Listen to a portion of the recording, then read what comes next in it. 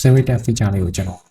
ပြပြပေးတော့မယ်ပေါ့နော်ဒီ save return feature လေးလုပ်ဖို့ဆိုရင်တော့ကျွန်တော်တို့ဘယ်ဟာတွေကို save return လုပ်လို့ရလဲเนาะဒါလေးကိုအရင်ပြောပြမယ်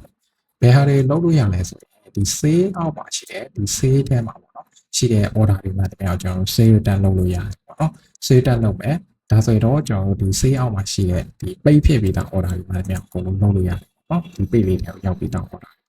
ဒါဆိုရင်ကျွန်တော်ဒီဟာလေးကို save return လုပ်ပြမယ် save return လုပ်မယ်ဆိုတော့အဲ့ဒီ voucher ရဲ့ဒီ order number လေးကိုကျွန်တော်တို့ယူကူးမယ်ကူးပြီးလို့ရှိရင်တော့ကျွန်တော်တို့ဒီ adjustment အောက်မှာရှိတဲ့ဒီ save return ဆိုတဲ့ page လေးကိုတွားလိုက်အောင်တွားလိုက်ပြီးဆိုရင်ဒီ menu လေးကိုနှိပ်ပါနှိပ်ပြီးဆိုရင်ဒီမှာကူးလာတဲ့ order number လေးရိုက်ထားလိုက်ဒီဒါလေးကို select လုပ်လိုက်ပါတော့ပြီးတော့ဒီမှာပထမဆုံး refund payment method ကို change မယ်ပြီးရင်ဒီမှာကိုယ့်အနေနဲ့ဒီ save return လုပ်တဲ့ဆိုရင်ဘာဖြစ်လို့လုပ်တာလဲဆိုတော့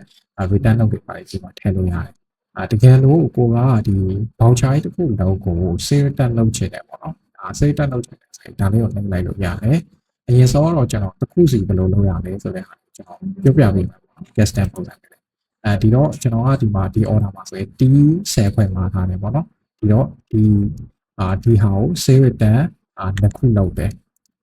ဒါအပြင်မှာကျွန်တော်ဒီလိုမျိုးဆွဲလိုက်မယ်ဆိုရင်ဒီမှာဒီ order တစ်ခုတည်းပေါ့နော်ဒီ item တစ်ခုတည်းအတွဲ note တွေပါထည့်လို့ရပါသေးတယ်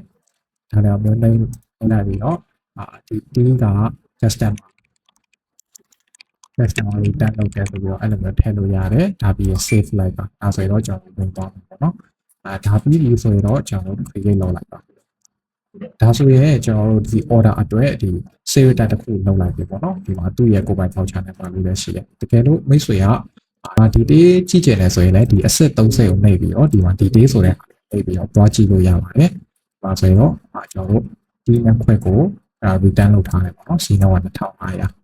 ပြီးတော့ refund အနေနဲ့9000ပြန်ပြီးတော့ refund ပြန်လုပ်ထားတယ်ပေါ့နော်ဒီလိုလေးပြန်သွားကြည့်လို့ရတယ်ဒါပြီးပြီဆိုတော့ကျွန်တော်နောက်ထပ်တစ်ခုဘာထပ်ပြမလဲဆိုတော့အဲ့ဒီ save return ကိုမှ order number တစ်ခုလုံးပေါ့နော်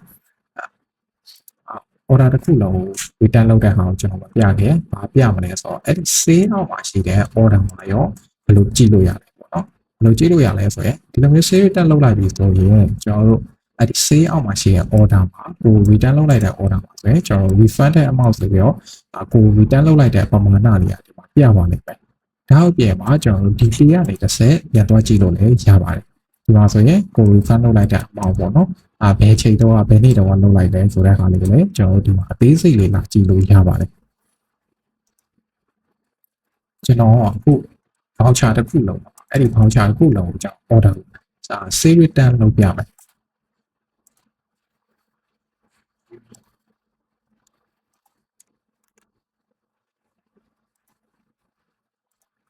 ဒီနံပါတ်လေးကိုရွေးပြီးဖို့မနေပါနဲ့เนาะဒီမှာဆိုရင်ကျွန်တော်ခုနကနှစ်ခုလောက်ထားတယ်ဆိုတော့အခုဆိုရင်8ခုကျန်တယ်ဒါကြောင့်မလို့အခုကျွန်တော်အကုန်လုံးကို save return လုပ်မှာပေါ့နော်8ခုလုံးကိုကျွန်တော် save return လုပ်မယ်ဒီကနေရိုက်ထည့်လို့လည်းရတယ်လို့ဒီကနေတခါတည်းနှိပ်လိုက်လို့လည်းရတယ်ပေါ့နော်ဒါဆိုရင် return save ဒါဆိုရင်voucher တစ်ခုလုံးကိုကျွန်တော် return လုပ်လိုက်တာပေါ့နော် voucher တစ်ခုလုံးကို return လုပ်လိုက်တာအခုကတော့တစ်ခုတည်းမလို့တော့ကျွန်တော်မသိတာ